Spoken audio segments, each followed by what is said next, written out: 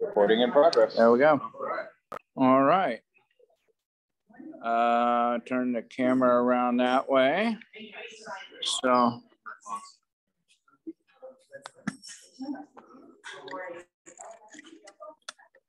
Good morning.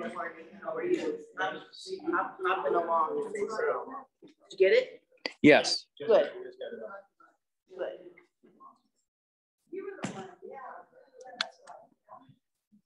Well, you could do that. Where's the mic? On the yeah, it's hooked up. You're in the headset? Yes. Good. Already, I've just got to turn it on. Okay.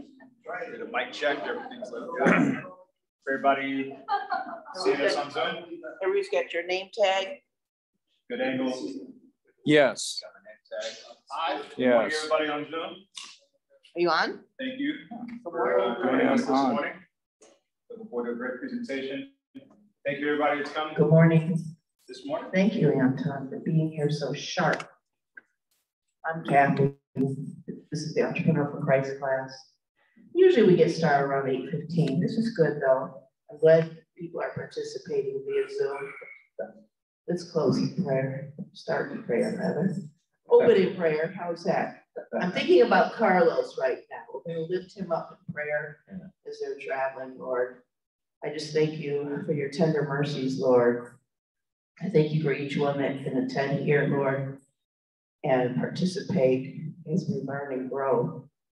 Our entrepreneur class will grow in your name. I thank you, Jesus.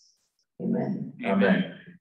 Good morning, everyone. It's nice to see all your beautiful faces here live, and I'm sure you're looking just as beautiful online. Hello to all the people out there online watching us live via Zoom. We'll appreciate your attendance and looking forward to a great presentation today. This is our website. It had been down temporarily because of server migration, but this is the bizforchrist.com domain. This is the website dedicated for the class. So everything that's going to be happening, you guys, with the class, you guys will find it here. Any connections to any social media, we're still kind of building some of that stuff out. You can also access the archive. Who brought up slideshow, presentation, anything like that. There are materials available online to download through our Google Drive. You'll be able to access it from here. Contact information, emails, you can submit contact forms, all that good stuff. Also shows upcoming speakers. So if you went up here to the events, there we go. And you'll see that we've got at least the next 3 presenters there, and then that shuffles forward as the presentations are done. So Biz for Christ, that's B-I-Z, the number 4, Christ.com is where you'll find that. And we are off to the races. So you guys may have been here when this presentation was originally done about 1.5 years ago. If you weren't, this will be new to you. Great. If you did see it about 1.5 years ago, there have been some changes. So this is called Everything is SEO, which for the uninitiated, SEO means search engine optimization. Okay, that is essentially the collection of techniques that we apply to make a website and any various digital properties that you have rank in a, we say a Google search, but technically any search engine. Google's the biggest, they are the most popular. When we talk about SEO, we tend to talk about it in terms of Google, but obviously Bing, any of them. You would rank fairly well there as well. Whatever you're doing to rank well with Google will always have you ranking across the board. So what do we mean by that? You know, what do we mean by everything is SEO?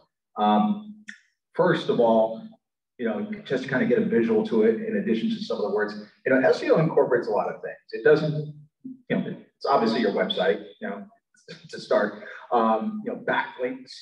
Backlinks is just what it sounds like. You guys know what links are. You know, anytime there's a link that goes from one place to another, that's a backlink. It links back to somewhere. So that's part of it. Keywords, I'm sure you guys have heard about that. You know, targeting keywords. You use those when you're typing in a search. Technically, what you're typing in are keywords. or keyword phrases. And site architecture, this has to do with your website, how it's built. You know, these things do matter to the software, the bots that are crawling your website to help it rank.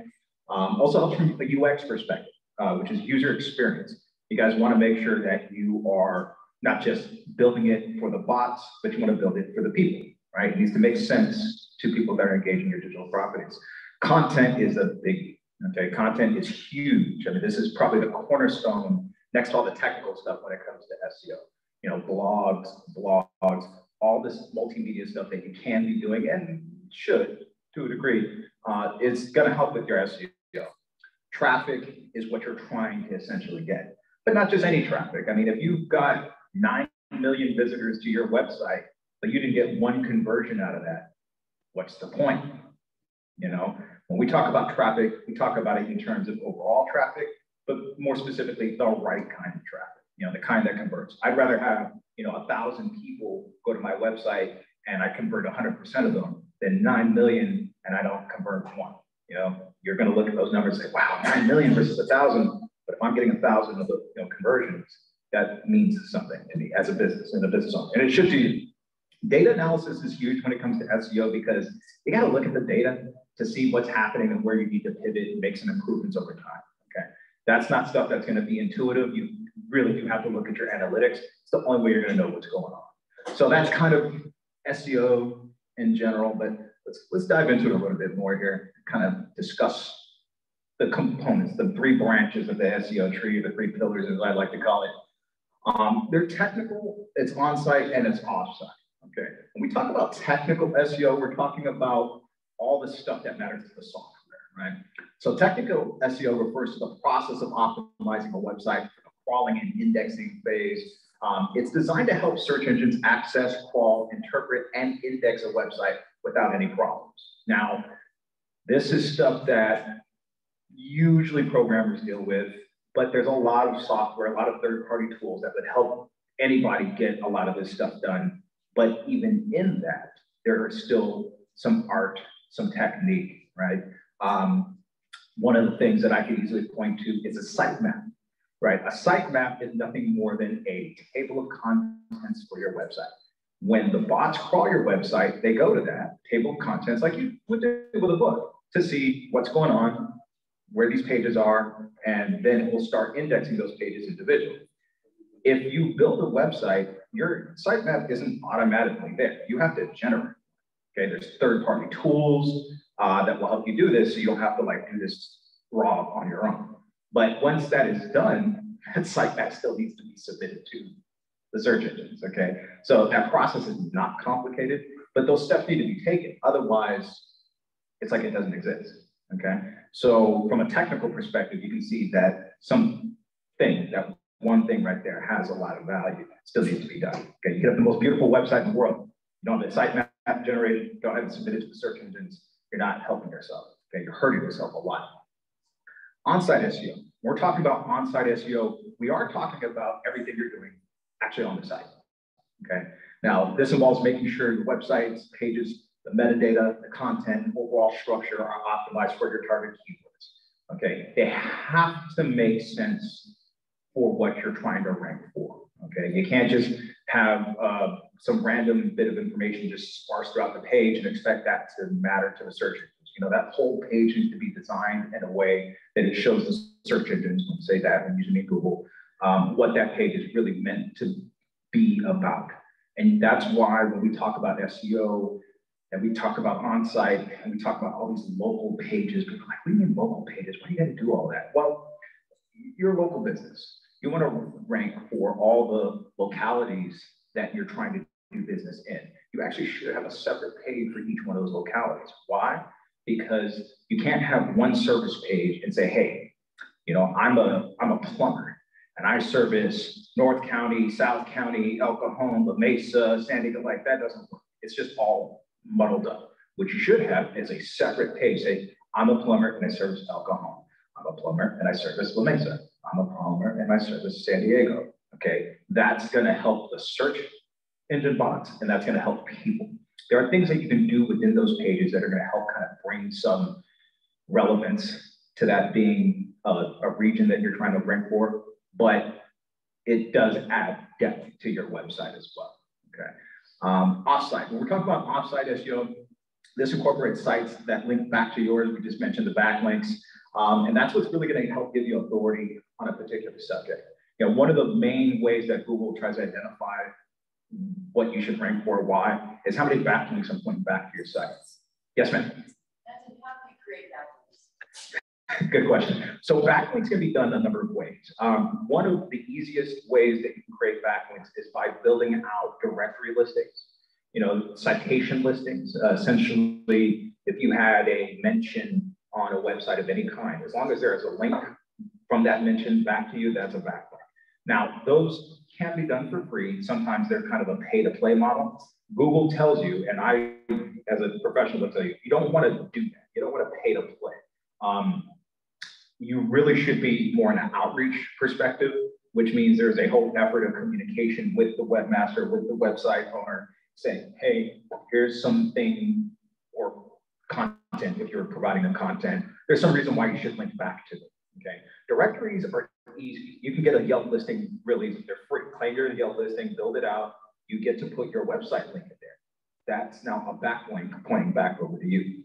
So depending on what you do, that can be done. If you don't have a brick and mortar business, clearly that doesn't work the same way for you. You have to go about developing those backlinks a little differently.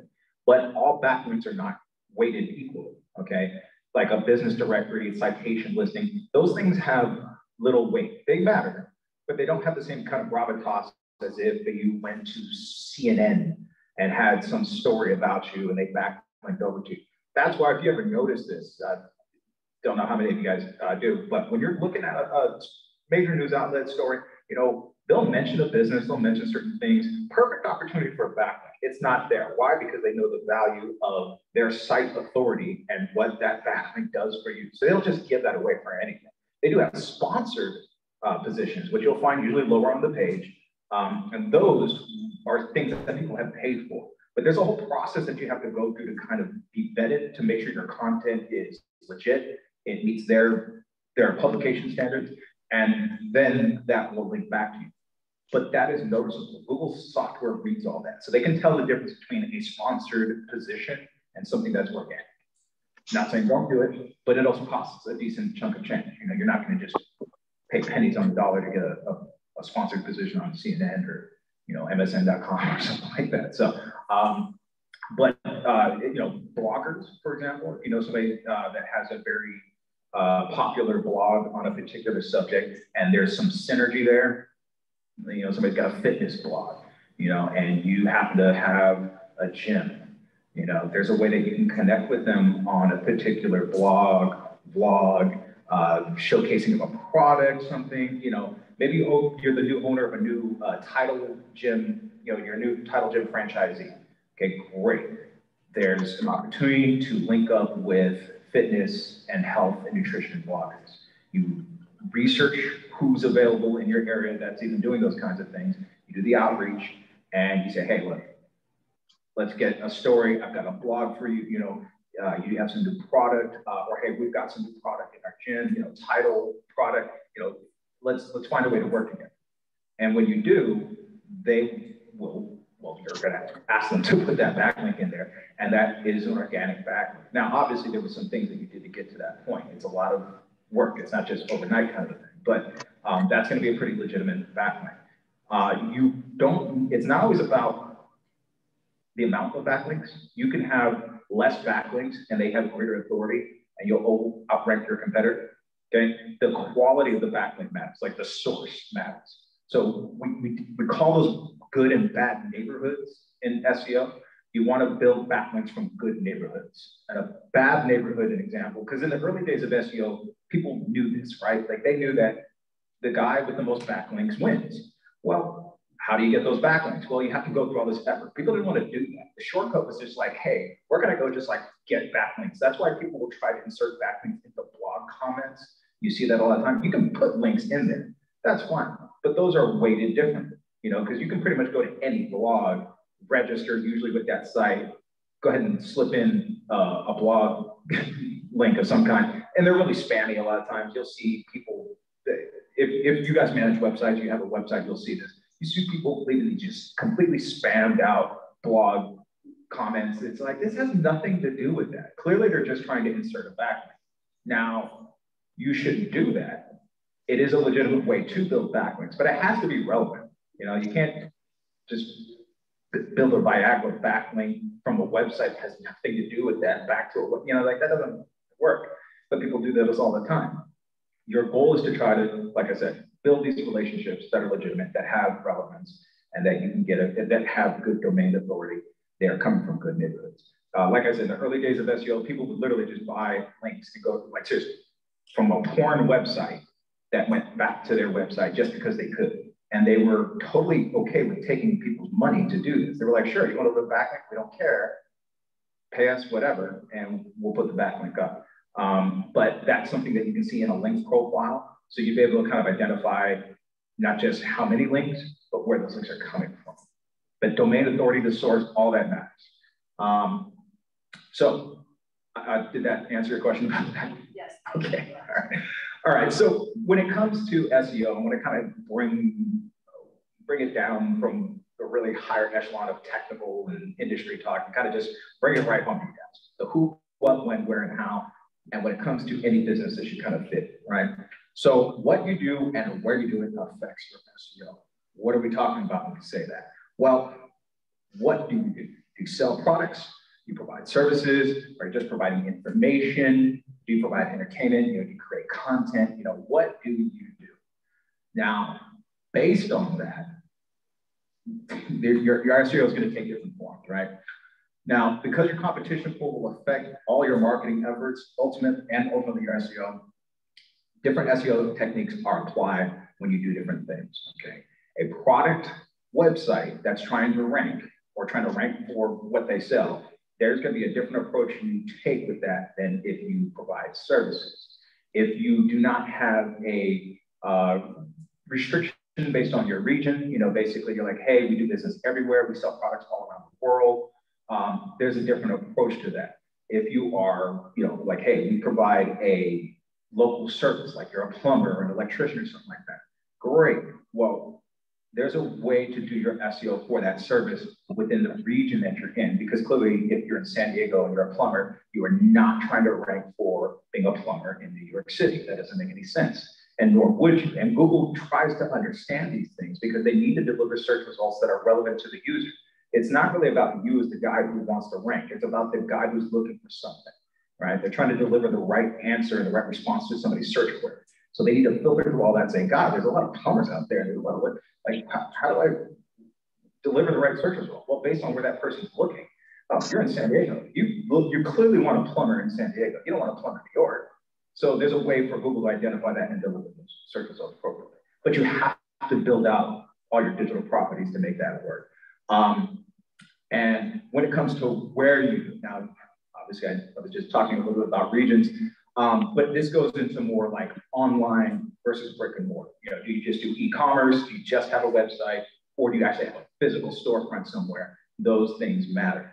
Mobile, if you don't, let's say you have like a lunch truck, right? Like you don't have brick and mortar, you're not really online, you're kind of this weird hybrid, you know, but there's a way to do SEO for that. And then, like I mentioned, locality, like where you are geographically located matters. You are going to apply your SEO in that context. You know, you can rank for keywords. So if somebody puts plumber in San Diego, you rank.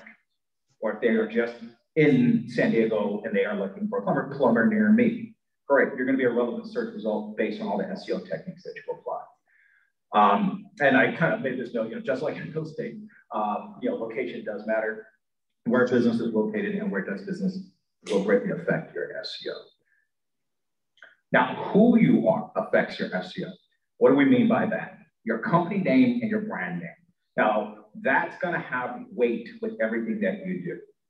Let me give you an example. If your business is called, you know, San Diego Plumbers, just the name alone will have some gravitas relative to your SEO, as opposed to saying like Plumbers United or Plumbers Unlimited or something like that, right? Just the name, because you put the locality and the actual service of the business in the name.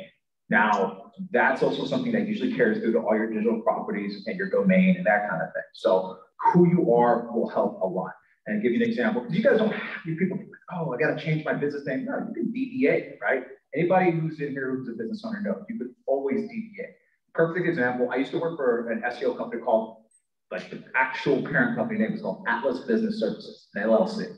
They DBA as a SEO tuners. Now, SEO, it's in the name. Tuners gives you some idea of what they're trying to do, right? Oh, they tune up your SEO, they improve your SEO, they fix your SEO. Right, so there's enough relevance in that name, and none of that is in Atlas Business Services. If you just saw Atlas Business Services, you wouldn't know what they did at all. Clearly you do something, I don't know what you do. They DBA as SEO tuners. Okay, so those are the kinds of things that you would want to do to try to make your name work with what you do and the relevance. So you should always want to rank for your brand name. This is something that people don't think about too much until it's kicking them in the pants. But a perfect example of this is Atlanticus Holdings Corporation. And I put versus Wikipedia because these guys actually were a client of ours when I worked at SEO Tuners. They, when you looked up just, because, you know, take out the whole second part of it, Atlanticus, just that word alone. When you type that into a Google search, they were not coming up in the top search results. Wikipedia was. And I can actually show this to you, what that looks like a little bit. So this is what it looks like now. I don't have the historical to show you, unfortunately, but when you type in just the word Atlanticus in a Google search, you're going to see a very similar layout here as far as who, you know, where things are ranking. But you see Atlanticus Holding Company, Atlanticus, their LinkedIn page, you know, you see that, you know, Yahoo, you know, that's great. Scroll down just a little bit. Oh, hey, what's that? What's that blue thing? Gee, that looks kind of weird. What is that? Well, if you go down here to Wikipedia, you see Wikipedia is like, you know, 6th or 5th down, you know, it's still on page 1 because Wikipedia is Wikipedia. They're an extremely authoritative domain. So when they put something out there, no matter what it is, they tend to rank towards the top. They're always going to be page 1 pretty much. It's a species of a small blue sea slug. Now, they actually have a few of these websites other than Wikipedia that were ranking in the first, I think, like 7 positions before Atlanticus even came up, even once. So they were like, hey, this isn't any good. People look us up, and the first thing they come across is this blue slug thing, and we don't like that. We're like, okay, fine. So we did a lot of work, and we have now changed that. So now, even years after that campaign, when you look up Atlanticus, just the word, not holding company, just the word Atlanticus, they are now in the top positions, and Wikipedia has been bumped down. That's not easy to do. Okay, Wikipedia is a pretty authoritative website. To push them down is not easy. How did you do it? A lot of really good SEO. Ultimately, we had to change the narrative online and change the narrative. Essentially, most of the content you found online when you typed in that keyword pointed to this sea slug of some kind. We had to put a lot of content out there and make sure it was all, you know, we kind of use this term, SEO'd up the right way, the technical SEO, you know, talking about this holding company, the various facets of it and that kind of thing. And that helped us get, I mean, because if you look at these, like, this isn't their website. This is Crunchbase, this is Bloomberg, you know, I think the other one here was this, yeah, this is Yahoo Finance, you know, yes, one of the top 2 positions, this is their LinkedIn page. And this is their website. Their website actually ranks #1, but you had to get content on these websites. Like, we had to develop those relationships. We had to do some pay to play. We had to build out blogs. We had to do press releases. All that stuff together got them there. Okay, it took a while. I think that was a campaign. It was pretty dedicated for about 2 years of doing that, and then that happened. But in the meantime, when you typed in Atlanticus, you got Mr. Sea Slug there. So, and that's a branded, we call it branded keyword search. You know, if you know the name of a company, you're like, oh, I don't know the website. I didn't find, like, okay, let me look up Jersey Mike's, or let me look up Five Guys, or, you know, like, you know the name of the business and you go searching for it, then you should find it right away. If not, there's a problem. Okay, that's like a hallmark of SEO. Okay, if you're doing your SEO right, you're doing all your digital right, if somebody looks up your business name, they should find it pretty quick. Yes, sir. SEO, right? Mm-hmm. Which helps to optimize your website. Mm-hmm. Optimization means that it helps. Thank you. Optimization means that it helps the what's it called? The user, yeah, and to find you and things like that, right? To know where you are, and to know where that company is, or the site is, or the link is, and things like that, right? You know, and many people use this mega link. That means what is on your website. Metadata. Metadata. Yeah. Metadata. You know what I mean? For people to be able to relate to what exactly you do, your company do. You do fashion, definitely there will be a lot of fashion on your metadata, so that it will be easy for the spider to get to be able to find you. Right. Now, in that respect, do you relate that metadata to SEO creation? If metadata has anything to do, or oh yeah, absolutely. I mentioned that the first part. So metadata is hugely important to SEO. Okay, like when we talk about metadata, they're like, what do you mean? Okay, metadata is like this stuff. You see all this stuff? This is a search engine results page. You typed in something in a search engine, and this is what came up. A result page in a search engine. Okay, we're using Google here. This stuff that you see here, this is metadata. This is the title tag, okay, for that particular page. There's some other things that you see in here that are kicking in some tools I happen to have in my browser. You wouldn't normally see like a domain authority or that, like that stuff wouldn't be there. But you see this little description here, like this is actually their metadata that's telling you all this. Now, there's other metadata that you can put in. Let's say you're a restaurant, you can do star ratings. So when somebody sees this, they'd also see like you're a 5-star restaurant right here. Okay, there's other things that you can do. Metadata gets pretty in depth, but there's only so many things that are relevant for a business, right? Like Atlanticus Holdings Corporation probably doesn't want to put up, their Yelp review, rating or something like that. But if you're a restaurant, you would want to. So there's ways to include that software and that coding in your website. And then when somebody look up something, that metadata would be a part of this. So what Google is trying to do a lot now is try to get as much information displayed in the search results page as possible. So you end up kind of getting the answer to your question just by looking here. They don't mind, fine, click to the website, that's what it's there for. But they're like, hey, if you wanted to know, like I said, you're looking up restaurants, you're like, hey, who's a 5-star Thai restaurant in San Diego? And you're like, okay, Thai restaurants near me, if you happen to be in San Diego, Thai restaurants in San Diego, you're gonna get a bunch of search results, and then you can, if they've done their SEO right, you're gonna potentially see some guys near the top that have got their star ratings in there. You get a quick look and say, oh, that's the restaurant. You're gonna have a side panel over here. Kind of see it again. There we go. Side panel displays like this. Google local displays. Yes, Google has a star rating here, but that's only for Google reviews. You can insert the code to be delivering Yelp star rating. So maybe you've got a 5-star Yelp rating over here. They look at the local, they say, oh, okay, you're like 4 stars on Google, 5 stars on Yelp, 4 stars on Google. If that's the Thai restaurant you want to go to, click. Or maybe you've already seen the information here. Maybe you can just go for the directions. That's what you can do Google Maps. You can take quick action from just that information. Not everybody needs to go that deep, depending on what they're looking for. So yeah, metadata is hugely important. And this is where you're going to see it really coming into play on the search page. So moving right along. So that was Atlanticus in the Wikipedia example.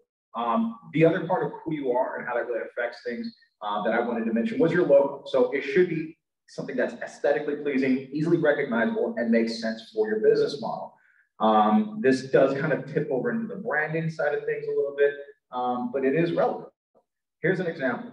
This business, and actually I'm going to show you, they actually recently changed their logo because this was too confusing. They've been in business I think close to 10 years, something like that. And this was their logo for that whole time. Now they're out there on the west side of LA, pretty good location. They do a lot of catering for, you know, companies like Apple and Google and stuff like that. So they're well established, but this is their original logo. When you see this, what do you think the name of the business is? OB Suite, right? Because you see this O, like that's there, it's pronounced, like it's there. Like you see it and it's in the same calligraphy as everything else. So it looks like it's a letter and meant to be a part of it. Not that at all. The name of the business is just B Suite. Now, when they were approached about that, it's like, hey, you've got this swirl of an O back there. Maybe you should drop that out. Or if you said, the owner, Chef Barb, her response was that, you know, they came up with this logo over a lunch meeting, and they like drew it on a napkin, and they were just enamored with it for some reason. Emotional ties to branding, things like this that don't make sense will cause a problem for you. Because literally on a daily basis, they have people come in and they're like, oh, what's the name of your company? OB Suite, BO Suite, whatever. And it just caused confusion. So after years, almost a decade of doing that, they finally switched it up. And now you go to their website. Yes, they are doing wonderful things. That's their logo now, B Suite. They've taken all that Chef Barb and the swirl out of there. And that, but now mind you, they've had to rebrand everything. They've got packaging, they've got trucks, you know, it took probably a good six-figure amount to do that. But had they not started off with the wrong branding and the confusion in the first place, they would have avoided that issue. But they got emotionally attached, wrongfully so, and it didn't make sense, okay? So that's just a real easy example I can show you when it comes to that. So your logo is important, you know, definitely. I know a lot of business owners want to just kind of get started. You want to get out the gate, you want to get rolling. That's fine, but you have to take these things into consideration. There is a huge downline effect if you aren't starting this stuff off right. What does the word tell us? Proverbs 19:2. You know, zeal without knowledge is no good. Okay, you're not helping yourself by doing it. You can have all the gusto in the world, but if you aren't taking the right steps, it's only going to hurt you, and it's going to cost more down the line. If they had originally done a different logo, seriously, 6 figures. Okay, 6 figures they would have saved on just the rebranding alone. And you can see that that new logo was pretty simple, right? It wasn't even the same calligraphy. They really watered it down. So, you know, it doesn't take much to take the right steps. This is why third-party perspective helps, because sometimes your emotions get way too involved. That's so you need another guy, fishbowl perspective, outside looking in. This is what you need to do. Okay, so your URL affects your SEO, your domain. You know, if you guys remember, I mentioned that earlier, your website. Creating a domain name that is as short as possible is key, okay? That's because it's easy to remember, it's easy to spell, you know, and people won't accidentally go to some other website. There's a lot of domain parking that goes on where people just buy up domain names just to have them sit there because they know at some point there's maybe a guy who's gonna want that domain, and now they gotta come to you to buy it. And there's a lot of transactions on a regular basis for domain names. They get pretty expensive. I mean, even a domain name that's available, that's not in somebody's pocket, depending on what it is, let's say you're a real estate agent, realty anything, law anything, medical anything, education anything, finance anything is going to cost a gang of money. I mean, I've seen real estate domain names that were available that were a few $1,000s. How much? A few $1,000s. Normally, average domain, a few bucks. So that range is pretty steep, depending on what you're trying to get. So that's why people try to think outside the box. Like, oh, I'm a realtor. Well, that domain costs $3,000. I don't want to spend $3,000 for the domain. Let me just use my name, you know, johndoe.com. Okay, fine, that'll work. You know, but now you're talking about doing more like a self-branding as opposed to just like your real estate agency. So again, all this stuff comes into play. Now, down the road, you may say, hey, now I've got a few $1,000 I can blow on, you know, getting the right domain name. Great. How much time has elapsed? How much branding have you developed? How much content have you gone down that's all associated with johndoe.com as opposed to like sandiegorealestate.com? Now you've got to try to feed that back up the other way and develop along that line. That's not as easy of a trick to pull off as it sounds. You can 301 redirect. You can take the SEO juice, as we like to call it, from one domain name to another. But it's a lot easier if you just start out the right way. It's so much easier if you just do it the right way. Yes, sir. What about tying up domain names relating to your name? Tying up domain names related to your name. You can do that, but if you're not using them, it doesn't matter. I mean, you can do 3-1 redirects all day long. You know, so somebody types in that domain name, it goes to yours. But you kind of have to ask yourself, why are you doing that? Is it because you don't want to develop those pages? Is it because you're, you know, like your SEO really should be saying, look, I've got my preferred domain name, and I'm going to focus all my effort there. Trying to do a scattershot approach on domain names alone is not necessarily the right approach. If you want to gobble it up and lock it down because you just don't want your competitor to get it, I mean, that's fine, but you got to put that into play. Don't just get it and just park it, like actually put it into play in 3-1 redirect opening. So if somebody's typing, you know, again, SanDiegoPlumbers.com, nobody else had it, but your domain, your actual real domain name is something else like Bob's Plumbing. Great, okay, well, take that SanDiegoPlumbers.com and 3-1 redirect it to Bob's Plumbing. Related to it? Yeah, you can do this. It's not that you can't. But when you're talking about playing SEO at that game, like if you're really focused on the technical like that, you should have all that other stuff in check. If not, it's minutia, like really small stuff. You should focus on the bigger things that you can take up, the content and UX and that kind of thing. But yes, you can do that. So domain names can indicate what you do, but they don't have to. A lot of people think that like you have to tell people what you do in the domain name, and it gets real long and real crazy. That can work. It really depends on where you are, what you're doing. I'll give you an example. If you were a cafe down in Imperial Beach, you could easily be ibcoffee.com. It's short, it's sweet, it's to the point, gives people an idea of where you are and what you're doing. That's possible. If you have, you know, if you're doing some other things, you know, that's not always going to work for you. You don't have to do that. People are so, I have to tell people what I do in my domain. Not necessarily. I mean, there's a point at which trying to fit what you do to try to gain some kind of domain authority based off of a keyword being in the domain and branding, like there's a point where that doesn't make sense. You kind of have to optimize that. You have to say, look, this is my business name. Yes, I want domain authority, but based on these permutations that are possible off of who I am and what I do and where I'm located, that doesn't make sense. Chop it, get to the nitty gritty. Sometimes short and sweet is always going to be better. And again, less confusion, easier to spell. It's going to get people coming to your domain a lot faster. Yes. I'm just going to say we only have a few more minutes, so I'm going to try to just go through this real quick here, guys. Domain authority of a website describes its relevance for a specific subject area or industry that's written for. Pro tip, using domain name with keyword permutations, it can help a lot with ranking a website, but the age of the domain is also a factor. So how long you've had it just in general is always going to help. A lot of people doing any kind of work on the web, you've maybe come across these kind of pages before. This means that the website you're trying to go to is lacking an Ssl certificate. Your Ssl certificate, it affects your SEO.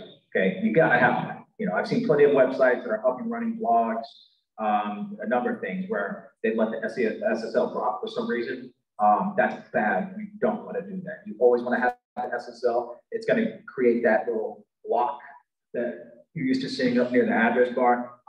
That's definitely something that you want to keep in play. It takes your HTTP to an HTTPS. Okay, now that's more technical SEO, but you see it can cause a problem just for people navigating to your page. Because if you don't have the SSL, this is what they're going to hit. So you want to have that certificate because it means it's secure? What does that mean? Yes, so it validates ownership and security. It's very server related stuff, but ultimately, it also affects just people navigating to the site. Yeah, that's what it means. But this is what you would hit if you were trying to go to a website. This is a Google display. It varies per server, but this is what you're going to hit first. Now, to get past this, you can push past that, but you would have to hit advanced, go down, push past it, and go. Now, this is also very good because it will protect you from going to sites that you shouldn't be going to. Okay, there are plenty of bad neighborhoods out there that this will stop you from going to. But again, if you're a legitimate business, getting an SSL certificate should be no problem at all. It costs a few bucks, pay it, keep that thing in place, because if not, you're going to run into issues. Getting to the end here, when you're open, this can affect your SEO. your hours of operation. Do you have set hours? Are you by appointment only? Are you open 24/7? This bakes into what we call the NAP, or the name, address, or phone number. This is what it sounds like, kind of directory listing related stuff, Yelp, yellowpages.com, all that stuff. It needs to be consistent across the board.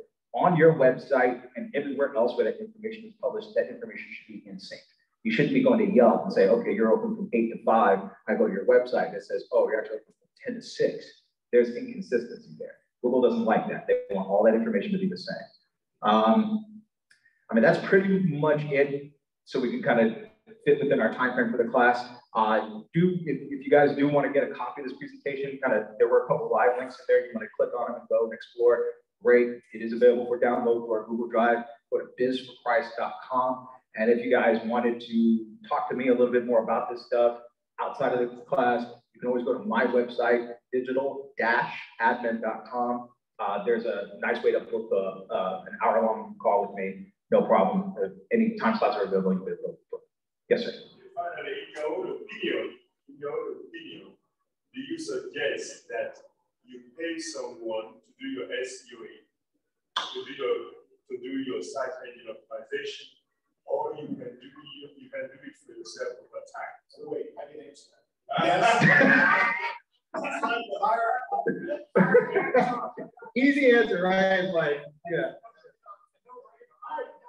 The question was, so everyone can hear, he wanted to know, was it worth it to pay for someone to be SEO optimized? Look, I'll tell you like this, all SEO professionals are not created equal, just like any other profession, right? You can pay a guy, but is he worth his salt?